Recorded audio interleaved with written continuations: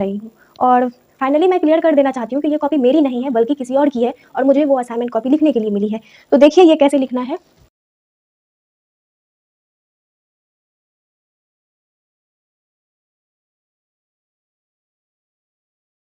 जैसे कि ये कॉपी है, पहले वीडियो में हम जय हिंद, आप सभी का स्वागत है आपके अपने इस यूट्यूब चैनल पे।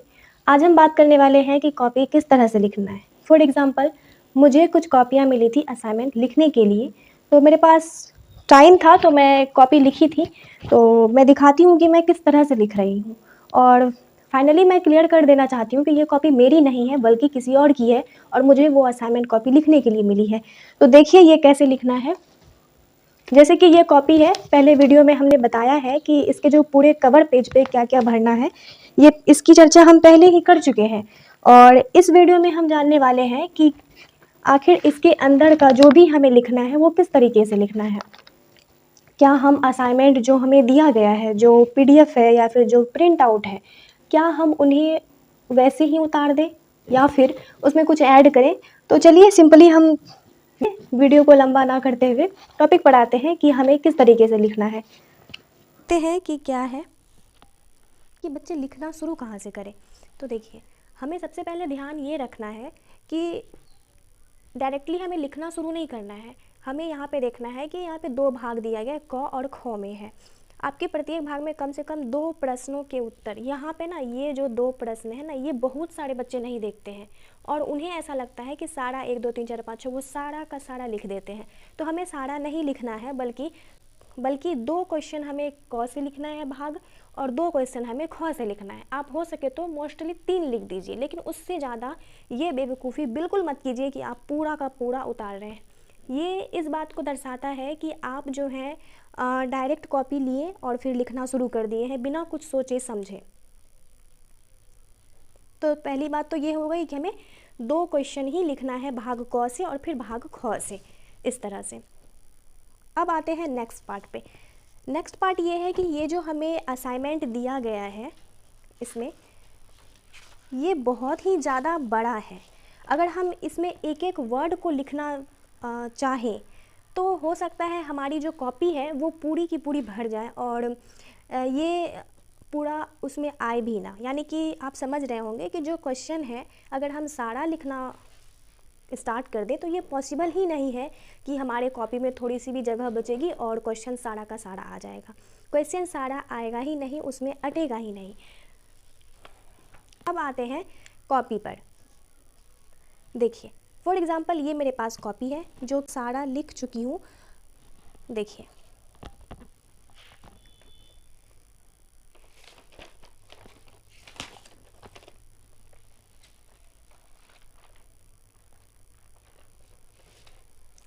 अगर आप ध्यान से देखेंगे ना तो आपको एक चीज़ इसमें ज़रूर दिखेगी कि मैंने इस कॉपी में पैराग्राफ चेंज, उसके बाद जो भी हमें अक्षर है वो हमें साफ साफ दिख रही है।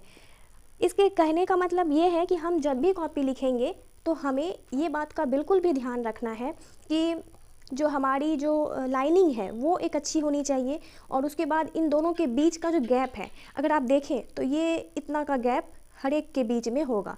ठीक है, तो इस बात का ध्यान रखना है हमें। और भी है कॉपी तो मैं सारा दिखाती हूँ आप लोगों को।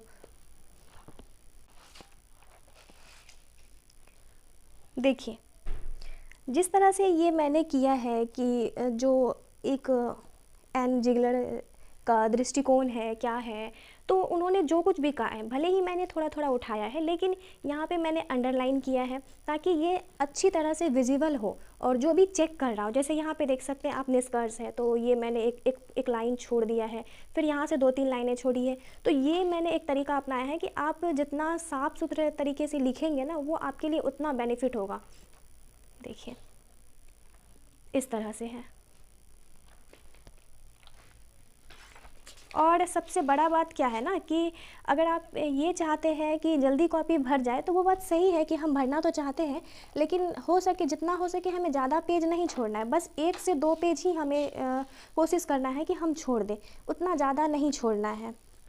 और अगर ये भर जाता है तो वो तो बहुत ही अच्छी बात है और अगर नहीं भरती है तो आप 1 या 2 पेज छोड़िए।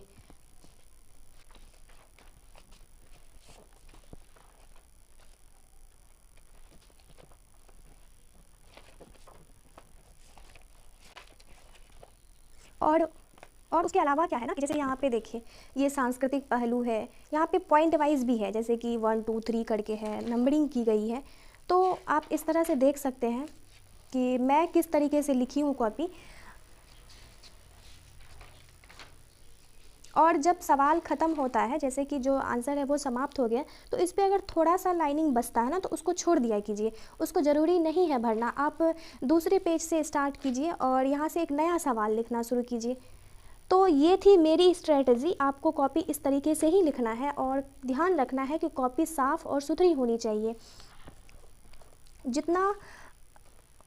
जितना ज़्यादा आपकी कॉपी साफ़ और सुथरी होगी, आपको उतने ही अच्छे मार्क्स मिलेंगे।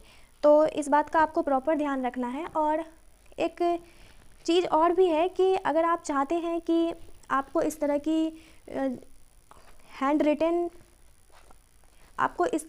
रिटन अगर असाइनमेंट चाहिए, दिए हुए नंबर पर व्हाट्सएप पे मैसेज कीजिए, कॉल बिल्कुल मत कीजिएगा। व्हाट्सएप पे मैसेज कीजिए, आपको सारे सवालों के जवाब मिल जाएंगे। और साथ ही साथ अगर आपको कहीं भी कोई डाउट है तो आप इस नंबर पर मैसेज कर सकते हैं। और अगर आपको चाहिए तो आप बोलिए हमें। अगर कोई तकलीफ़ हो, कोई दिक्कत हो पढ़ाई से रिलेटेड, तो इस नंबर पे आप ज़रूर कॉल कीजिए। तो आप तो आपको जो कॉपी लिखनी है वो इसी प्रकार से लिखनी है। और भी चाहे तो अगर आप ऐड कर सकते हैं, लेकिन आप जब मुख्य परीक्षा में बैठेंगे, यानी कि जब आप फाइनल एग्ज़ाम में बैठेंगे, तो इसी तरह का एक और वीडियो हम लेकर के आएंगे जिसमें हम बताएंगे कि इसको और अच्छे से किस तरह से इन्हेंस किया जाए, ताकि आप चार्ट वगैरह ये सब का यूज़ करें और फ्लो चार्ट ये सब का यूज़ करके आप उन्हें और भी सुंदर बना सकते हैं। तो ये असाइनमेंट है, इसलिए इतना बहुत ज़्यादा है और ये बहुत ही सुंदर है, बहुत ही सुंदर रहेगा आप लोगों के लिए। तो इसलिए हमें ये कोशिश करना है कि हमें इसी ढांचे पर चलना है और हम इस तरह से एक अच्छा मार्क्स स्कोर कर सकते हैं। तो इस वीडियो में बने रहने के लिए आप लोगों का बहुत बहुत शुक्रिया। मिलेंगे आपसे नेक्स्ट वीडियो में। Thank you so much.